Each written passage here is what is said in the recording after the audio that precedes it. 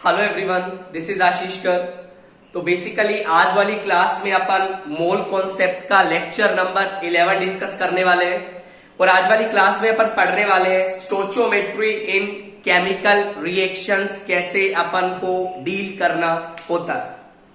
देखिएगा please, upon start करने वाले हैं स्टोइचियोमेट्री in chemical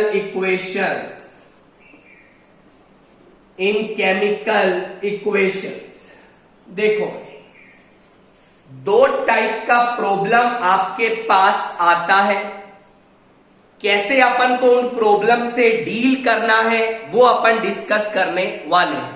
सुनिए, देखिएगा, मान लीजिए यार आपको क्वेश्चन दिया है carbon plus O2 it is giving CO2, right. बहुत स्टैंडर्ड इक्वेशन है। मान लीजिए आपको बोला गया if 12 gram of carbon is given then find out the mass of CO2 produce. ये आपको बोला गया। यदि आपको 12 ग्राम कार्बन दिया गया है और वो O2 से रिएक्शन कर रहा है तो आपको बताना है CO2 का मास कितना बनेगा। समझिएगा ध्यान से। देखो भाई, एक इंपॉर्टेंट पॉइंट क्या है, if information of a single reactant is given, then we have to deal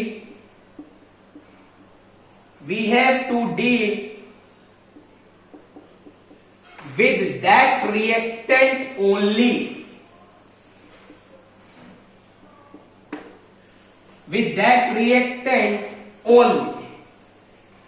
बच्चा याद रखिएगा, जब भी आपको एक सिंगल रिएक्टेंट का इंफॉर्मेशन दिया जाए तो आपको जो सारे आंसर बताने हैं वो सिंगल रिएक्टेंट के बिहाफ पे ही बताने हैं। जैसे सुनिए, आपको बोला गया क्वेश्चन में, सुनिएगा बच्चा, 12 ग्राम कार्बन दिया है, पूछा गया CO2 का कितना मास प्रोड्यूस हो। I can write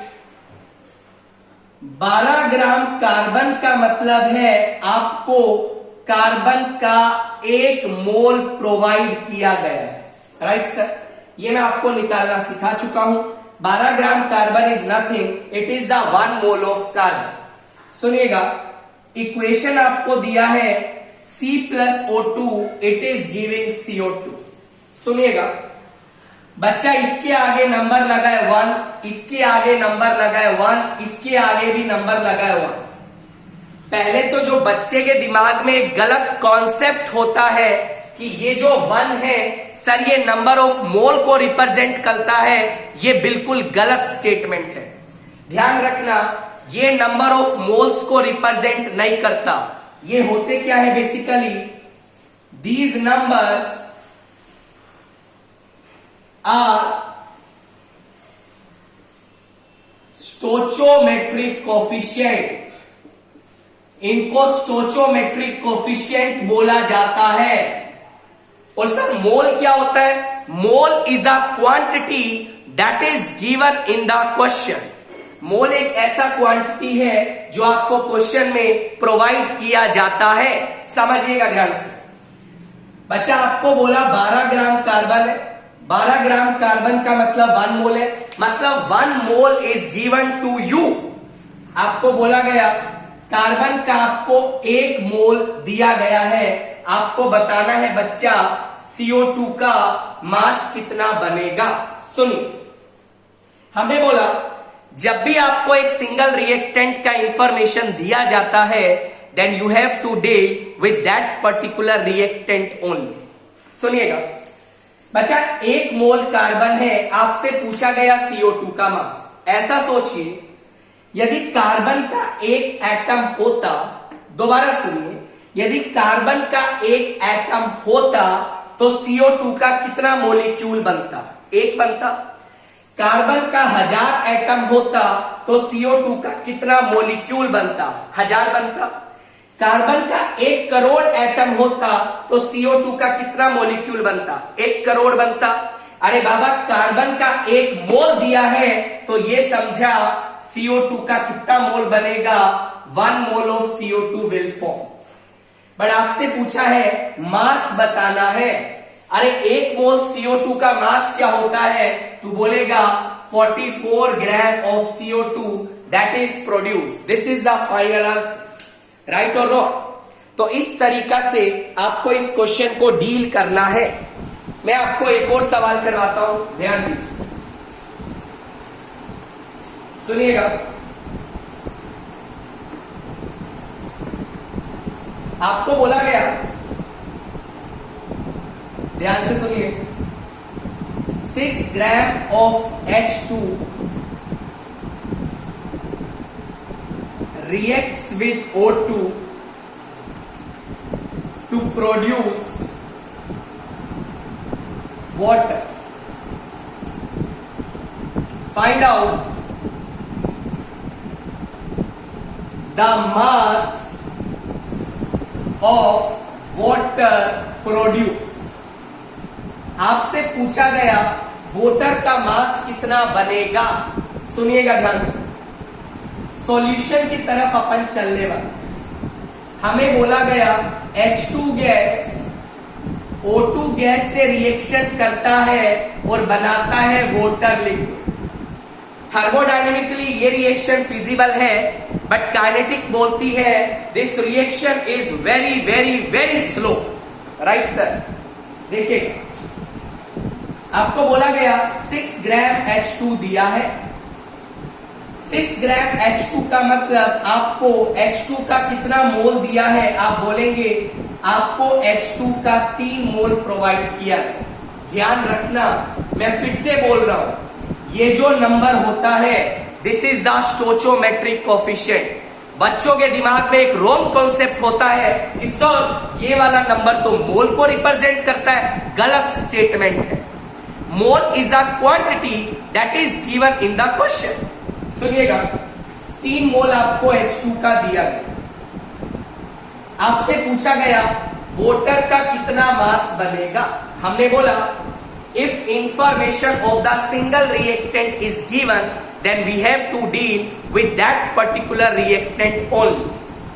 3 mole H2 दिया है, वाटर का आपसे पूछा मास का। ऐसा सोच, यदि H2 का 1 मोलिक्यूल होता तो वाटर का कितना मोलिक्यूल बनता? 1 ही बनता। अरे बच्चा, यदि H2 का 1000 मोलिक्यूल होता तो वाटर का कितना मोलिक्यूल बनता? 1000 बनता। ये बता, यदि H2 का 3 मोल होता तो वाटर का कितना मोल बनता रे? आंसर आएगा वाटर का मोल बनता 3। अब 3 मोल वाटर का आपसे पूछा गया है मास। बच्चा, 1 मोल वाटर का मास 18 ग्राम होता है तो 3 मोल वाटर का मास आएगा 54 ग्राम ऑफ वाटर। इस तरीका से आप इस क्वेश्चन को टैकल करें। एक और सवाल डिस्कस करें, सुनिएगा ध्यान से। बेसिकली जब भी एक ही रिएक्टेंट का इंफॉर्मेशन दिया जाए तो अपन को उसी से डील करना हो। जैसे मान लीजिए एक सवाल आपको दिया गया, 64 gram of sulfur reacts with O2 to produce SO3। पहला पार्ट पूछा गया, find out the mass of SO3 produced। दूसरा पार्ट पूछा गया, find out the moles of O2 required। देख, 2 पार्ट तुझसे पूछे गए, सवाल को कैसे डील करना है ध्यान दे सामने। सॉल्यूशन पे बढ़, आपको बोला गया सल्फर जब O2 से रिएक्शन करता है ये बनाता है SO3।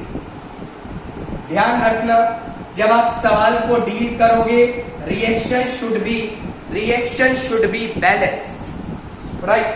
अब 64 ग्राम सल्फर दिया। 64 ग्राम सल्फर का मतलब क्या? मतलब तुझे सल्फर का 2 मोल दिया। अब तुझसे पूछा गया SO3 का मास बता। सुन ध्यान से। अरे बच्चा एक बात बता, यदि सल्फर का एक एटम होता तो SO3 का कितना मोलिक्यूल बनता? एक बनता। यदि सल्फर का 1000 एटम होता तो SO3 का मोलिक्यूल कितना बनता? 1000 बनता। अरे यदि सल्फर का 2 मोल है तो SO3 का मोल भी कितना बनेगा? 2 मोल बनेगा। अब तुझसे पूछा गया है मास। एक बात बता, 1 मोल SO3 का मास 80 ग्राम होता है तो 2 मोल का कितना होगा यार? 160 ग्राम ऑफ SO3। पहला पार्ट तो अपन का होता है खत्म। पार्ट नंबर 2 पे चलते हैं। सुनिए, आपसे पूछा गया O2 का मोल बता। बिल्कुल सही, ऐसा सोच। एक सल्फर का एटम 3/2 O2 के मोलिक्यूल से रिएक्ट कर, दैट इज 1.5 टाइम्स। यदि 2 मोल सल्फर का होगा तो कितने मोल O2 से रिएक्ट करेगा? That is 3/2 multiplied by 2 moles of O2. What is the final answer? 3 moles of O2. इस तरीका से बच्चा जब भी आपको क्वेश्चन में एक रिएक्टेंट का इंफॉर्मेशन दिया जाए आपको इस तरीका से प्रॉब्लम को डील करना, उसी रिएक्टेंट को ध्यान में रखते हुए आपको आंसर बताना है। आगे देखिए, सुनिए।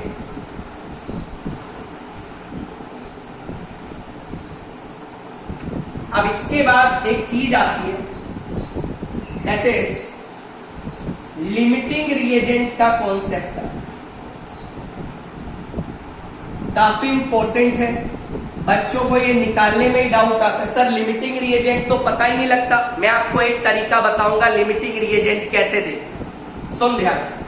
होता क्या है, या फिर इसको कुछ बुक्स में एक और नाम देते हैं लिमिटिंग रिएक्टेंट। एक ही बात है, ज्यादा कोई बड़ी चेंज तो नहीं है, डिफरेंस तो नहीं है। तो क्या होता है, the reactant which gets completely consumed in the chemical reaction। बच्चा ऐसा रिएक्टेंट जो कि रिएक्शन में कंप्लीट खत्म हो जाता है, ऐसे रिएक्टेंट को बोला जाता है लिमिटिंग रिएक्टेंट। एक आपके पास होता है access reagent. What is access reagent? The reagent which gets left after the reaction is known as excess reactant। बच्चा ऐसा रिएक्टेंट जो कि रिएक्शन में बच जाता है, ऐसे रिएक्टेंट को बोला जाता है access reactant.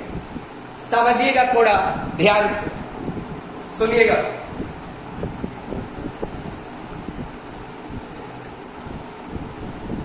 If in the question, important point है, if in the question information of more than one reactant is given, then we have to find out the limiting reagent. Then आपको limiting reagent बच्चा find out करना. Next point, अब limiting reagent कैसे निकालेंगे? The amount of any product form